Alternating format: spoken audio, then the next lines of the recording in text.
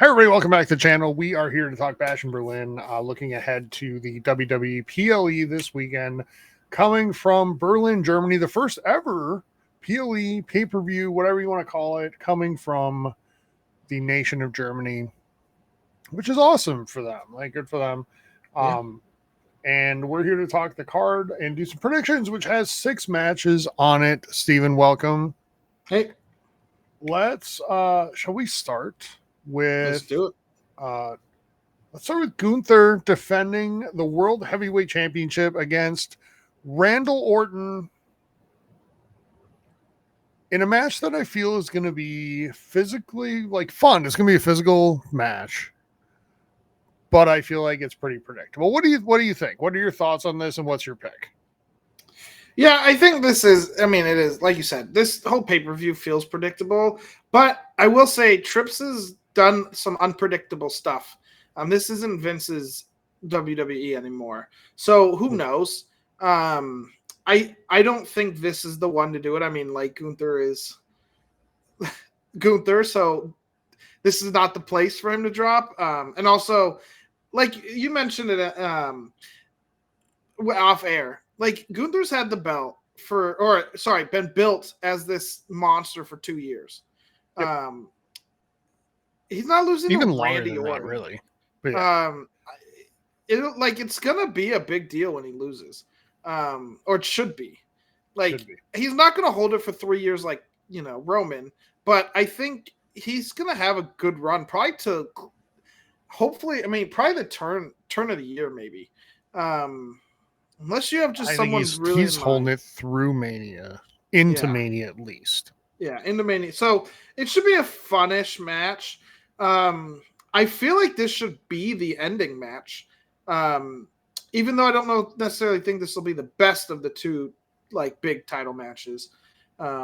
Just as a nod to both Gunther and Randy Orton. But yeah, Gunther's winning. That's an interesting prediction. I don't think it's a prediction. I think it should happen. I don't think it will happen. You don't think it will go on last? No, I think it'll be first. Yeah, I do too. It's not going on last. As long as Cody Rhodes is on the card, this match isn't going on last. But Roman had some matches that were first in his, I think. Pretty sure. Maybe. Maybe it wasn't matches. Maybe it was just bits where it'd come out first on SmackDown and then fuck off. That was his thing. His rule for his character was I either come out first or I come out last. It had to feel that way. It feels like a big deal, right? Right. But his matches were always the main event. So yeah.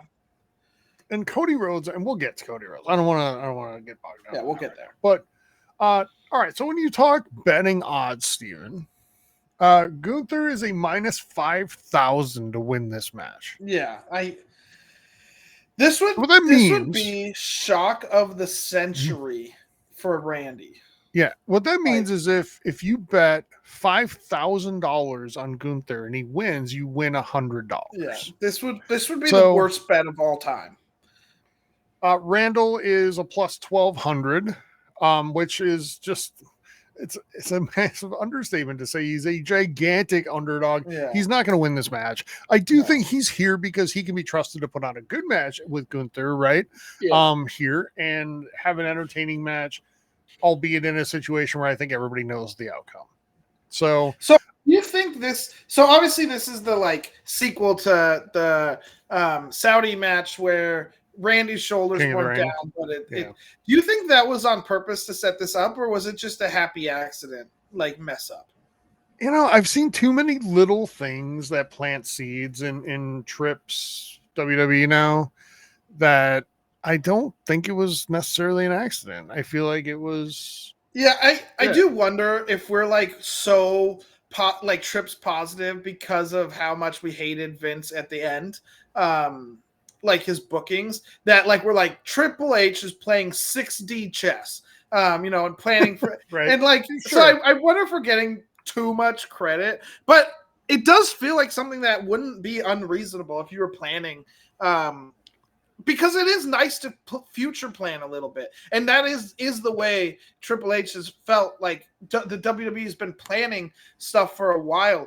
Even the Wyatt Six with Gable, I bet that's been planned for a minute, and they finally like pulled the trigger on getting it going. Like, so that's nice to see. But yeah, I also think this was on purpose rather than a happy accident. Here's what I'll say, even if it wasn't, Stephen, because we know that the Damian Priest botch was not on purpose, right? Like the one back in May. Yeah, at Mania. Whatever. Or not Mania, the one after. The one after Backlash. That was not intentional. So they happen, but what I'll say is they get equal credit for me if it happened unintentionally and they're like, you know what, own it. We can play with this and we can do something with this. Right? Oh no, it was that Money in the Bank because it was Drew Caston. Okay. So yeah, I think there's like a lot you can do, right? Or they deserve credit for taking it, even if it was an accident, and turning it into a positive and thinking long term with the hand they were dealt. I'll give them credit for that. So, I'm absolutely going Gunther here, and a good match. And Randy will give us a moment where it might happen, but it's not going to happen. So, okay. Up next, an open challenge. LA Knight defending the United States Championship in an open challenge. You had a really interesting idea off camera of what you thought might be a returning superstar here to challenge. Do you want to share that? Are you sticking with that? Yeah, I haven't watched SmackDown from last week, where I assume he like put the open challenge out, and I doubt I'll watch this coming one. But I can see it being AJ Styles return. And actually, I think I might switch from my so we have a prediction article going up at some point in the near future. And so don't compare these two, because I actually think this will be the match where LA Knight loses, because I think that's going to set up a little bit long, like a shorter term story thing. I think he gets the belt back. But I feel like there's something interesting that's going to happen at this pay-per-view. And this is the only belt I could see switching. Because I don't think, or not switch. Sorry, it's not the only belt I see switching. It's the only thing that I don't think is necessarily as predictable as I thought. As I think. Okay. I don't know how to describe it. Anyways, I know what you mean. I could lose this to someone like AJ Styles in the return if he comes back. Are you picking that to happen? I don't know. Like, if it's not someone to the level of like AJ Styles coming back, or even like maybe a Jimmy Uso, what would be crazy is if it's Jey Uso coming out. That would be interesting too. And because if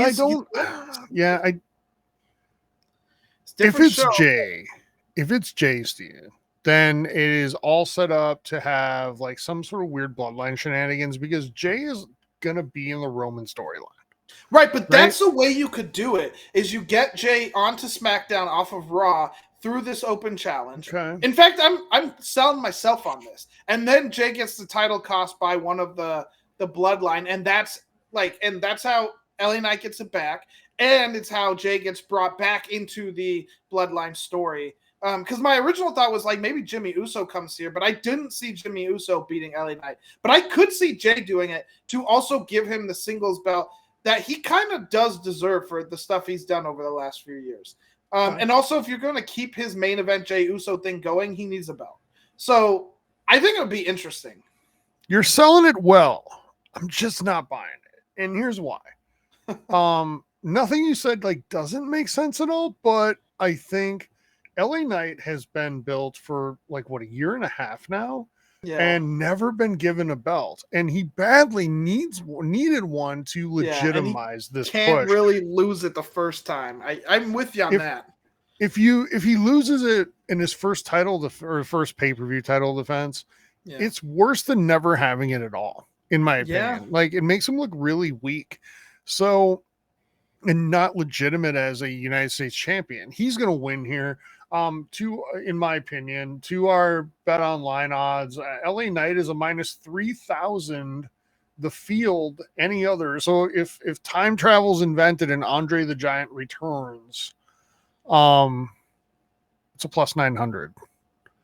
Heavy underdog. So up next, my pick is LA Knight. LA Knight retains against whoever comes out. If it's Jay wins. If it's AJ Styles, I can see it going both ways. If it's anybody else, I think it's Knight. Yeah. You know, the good thing is like Vince isn't doing this anymore, because if Vince did, it would be who was the dude that was like the Goldberg impersonator? I don't remember. The guy would come out with sparklers instead of the like things. Yeah. That's who it would be. All right, up next, Damian Priest and Rhea Ripley versus Dominik, Mysterio, and Liv Morgan in a mixed tag match.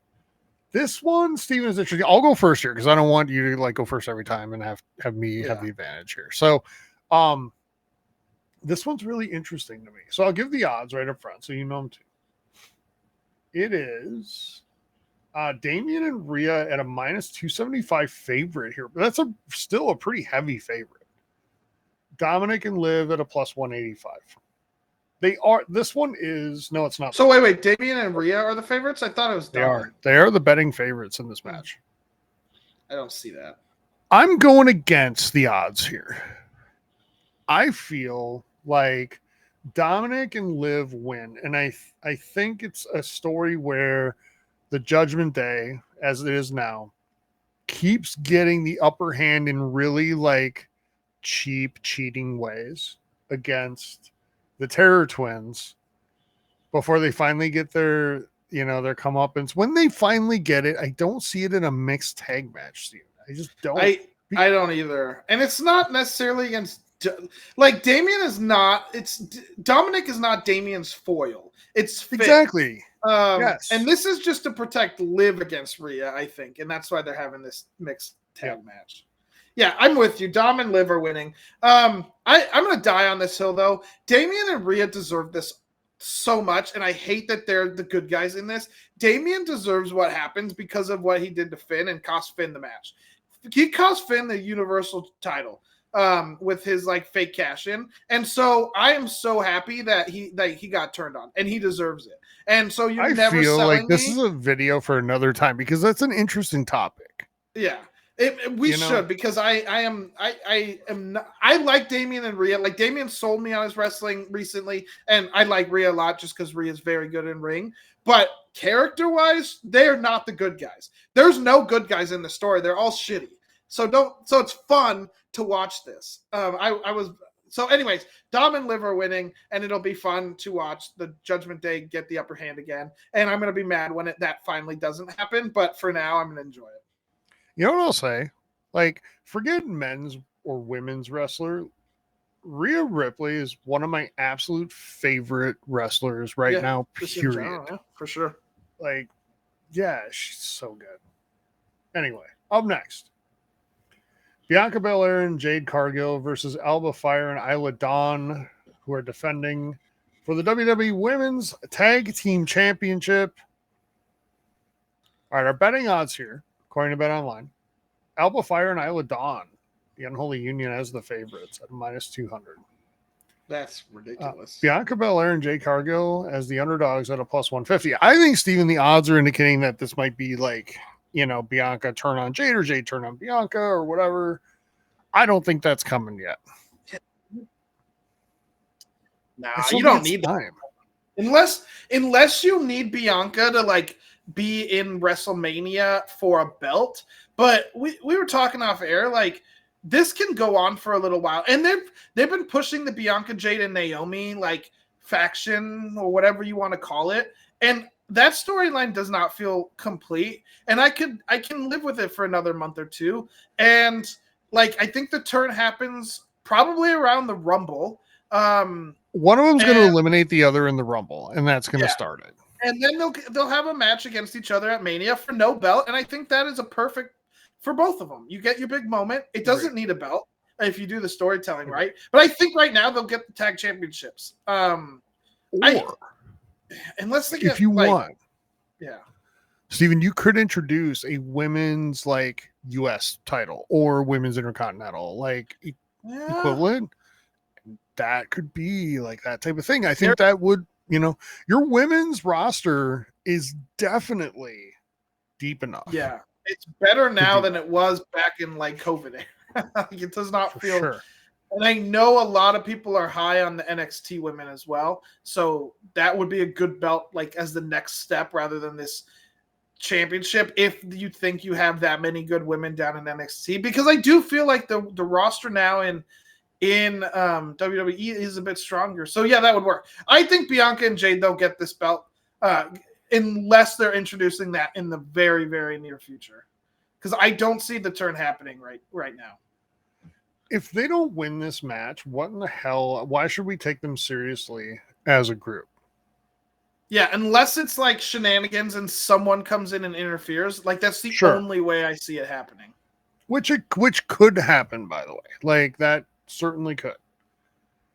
But without Maya shenanigans, with the Pure Fusion Collective, the worst. Oh, I hate that. It's such a weird name. It is Vince. Like, let's just throw random people together and then we'll give them a dumb name. I hate that faction. I don't even hate the faction. I just hate the name. Yeah, it's just dumb. So, yeah, I'm going Jade and Bianca here too. I think, like, even if it's shenanigans, even if they keep losing, eventually it's hard to take them seriously. And Bianca's too good of a wrestler to lose to the likes of Alba, Fyre, and Isla Dawn. Like, plus I just don't buy it.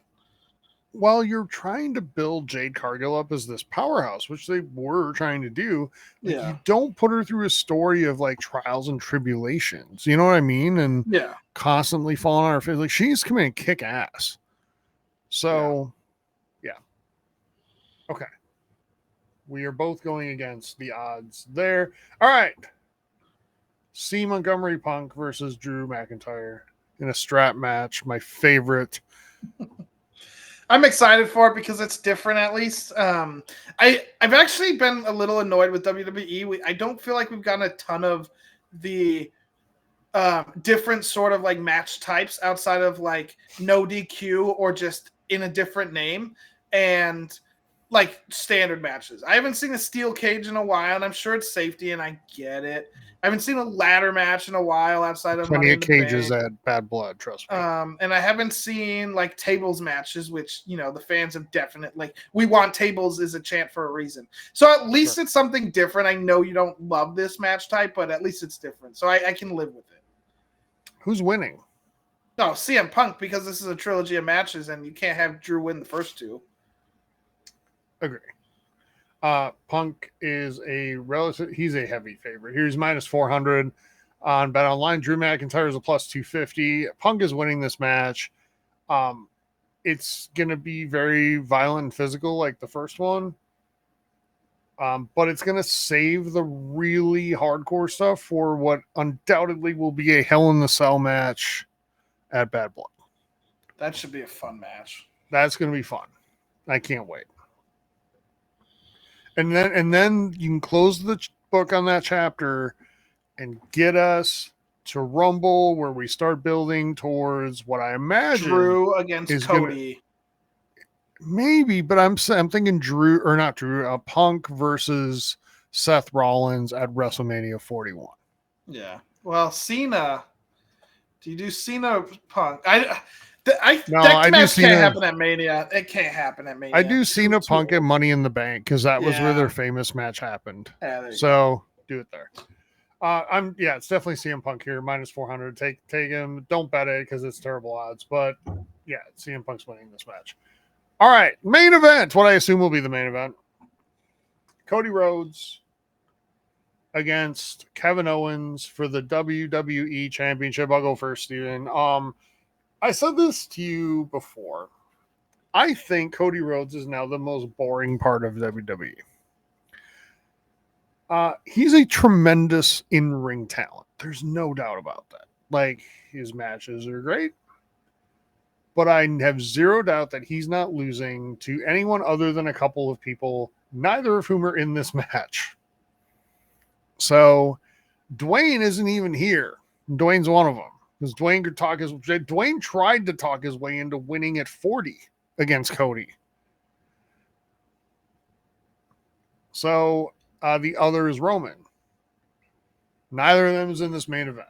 So Kevin Owens isn't winning this. Kevin Owens will put on a great match, and they will together. And Cody's winning. Steven, the other prediction I'll throw onto this is that Owens will turn on Cody after this match if he doesn't do it this Friday on SmackDown, setting up a rematch maybe to get us through into the fall. What do you think? Oh, I'll give you the odds too before you go, real quick. Cody's a minus. Never tell me the odds. Minus 6,000. Cody Rhodes. Kevin Owens plus 1,500. You can make some cash. Yeah. I would love KO to get a belt again, like the world belt. I think he deserves it. He feels like one of the most underrated wrestlers in wrestling, maybe history. He is so damn entertaining. Like, he's the complete package to me. Like, great on mic and great in the ring, and not a lot of guys can do that.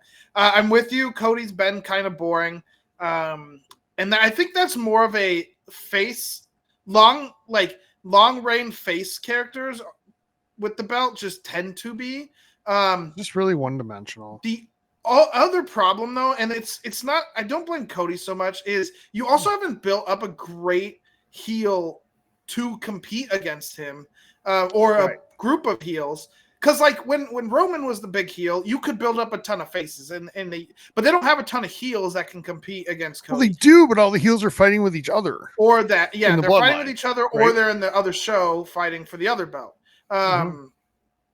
So yeah, Cody is not losing to Kevin Owens, unfortunately for KO. Maybe a series of matches, and that could be fun, because you have to have someone to feed to Cody that can like deal with the consequences, or wouldn't get hurt by it, I guess I should say. I hope KO wins about at the end of this, like the next 2 years. His deal is up in January of 25. I hope he doesn't leave. He's not going to AEW. They wouldn't. Yeah, we thought that last time. WWE doesn't even know what to do with him. Yeah, we thought KO should the last time. I remember that. I'm glad he didn't, because Triple H took charge, and I think that might be a little bit better. But yeah, it'll be a fun match, because KO matches are always fun, but it sucks. I'll tell you, Kevin Owens and I don't think they really know what to do with him in WWE.